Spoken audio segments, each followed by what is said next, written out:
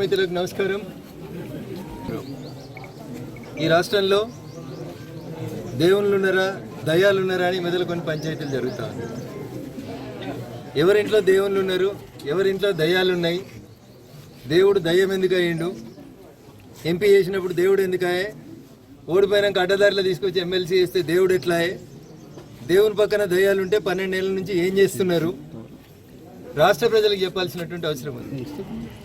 ప్రజలు చీమలు పెట్టిన పుట్టలోకి పాములు వచ్చినట్టు 1200 మంది అమరులై తెచ్చుకున్న తెలంగాణ రాష్ట్రంలో వచ్చిన రాష్ట్ర ఫలితాలని ఒక కుటుంబం మాత్రమే అందుకున్నదని రాష్ట్ర ప్రజలు భావించి 10 ఏళ్ల తర్వాత మీకు ఒక మంచి గుణపాఠం చెప్పి ఇంట్లో కూర్చోబెడితే మళ్ళీ ఇలా ఒకరి మీద ఒకరు కొట్లాడుకొని ఒకరి మీద ఒకరు తిట్టినట్టు చేసి నేను కొట్టినట్టు చేస్తాను నువ్వు ఏడిచినట్టు చేయని టీఆర్ఎస్ వాళ్ళు ఇతర పార్టీలకు పోయేందుకు టీఆర్ఎస్ పార్టీ ఖాళీ అయ్యేటువంటి ప్రయత్నాలు జరుగుతున్న తరుణంలో నాతోటి కొట్లాడితే నా బిడ్డ దగ్గర కొనరి, నా కొడుకుతోటి కొట్లాడితే నా అల్లుని దగ్గర కొనరని వాళ్ళే అన్ని గ్రూపులు పెట్టుకొని చేస్తున్నట్టు ఇది ఒక నాటకంలా కనబడుతుంది తప్ప ఇంకొకటి ఏం లేదు. చెప్పాల్సిందే నిన్నెవరో మధ్యవర్తులు వచ్చిరని ఇలా పేపర్లో చూసినాం. తండ్రికి బిడ్డకు మధ్యలో మధ్యవర్తులు ఎందుకు?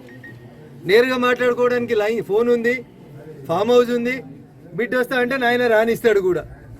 ఇవన్నీ కూడా ఈ రాష్ట్రంలో ఉన్నటువంటి సమస్యల్ని పక్కదారి పట్టించి వ్యక్తిగతమైనటువంటి ఎజెండాతోటి వాళ్ళ కుటుంబంలో ఏదో జరుగుతుంది వాళ్ళే లీడర్లు కావాలనుకొని తండ్రి కొడుకు అల్లుడు వీళ్ళెవరికి నచ్చకపోతే మళ్ళీ కూతురు దగ్గరకు పోయేందుకు ఇంకో కొత్త కుంపటి పెట్టాలన్నట్టు కనబడుతుంది.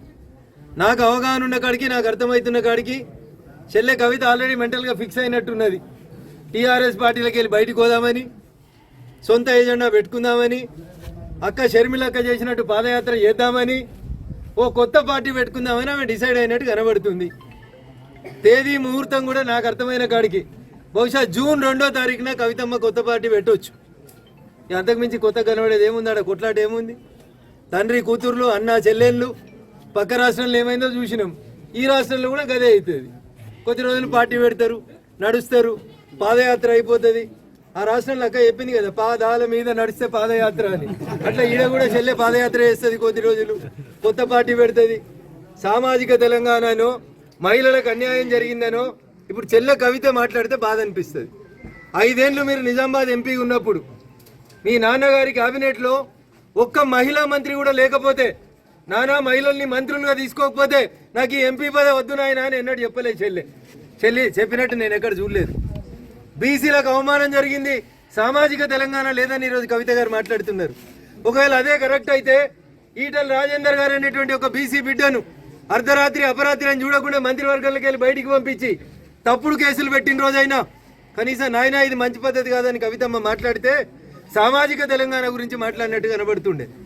అధికారంలో ఉన్న 10 ఏళ్ళు పూలే విగ్రహం పెట్టడం చేతగాని టీఆర్ఎస్ బీఆర్ఎస్ నాయకులు నిజామాబాద్ ఎంపీ గారు ఇలా పూలే విగ్రహం కావాలని చెప్పి సంతకాల సేకరణ చేస్తుంది, అన్ని పార్టీని కలుస్తుంది.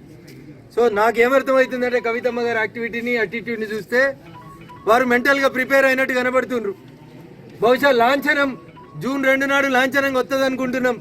పార్టీ వస్తుంది, పాదయాత్ర మొదలవుతుంది, ఆ ఇంట్లోంచి ఈమె ఇంకొక పార్టీ పెట్టుకుంటుంది. తర్వాత ఏమవుతుంది, భవిష్యత్తు ఎట్లుంటుంది, ప్రజలు ఏం ఆలోచిస్తున్నారు అనేది కొంతకాలం తర్వాత మాట్లాడుకుందాం. ధన్యవాదాలు.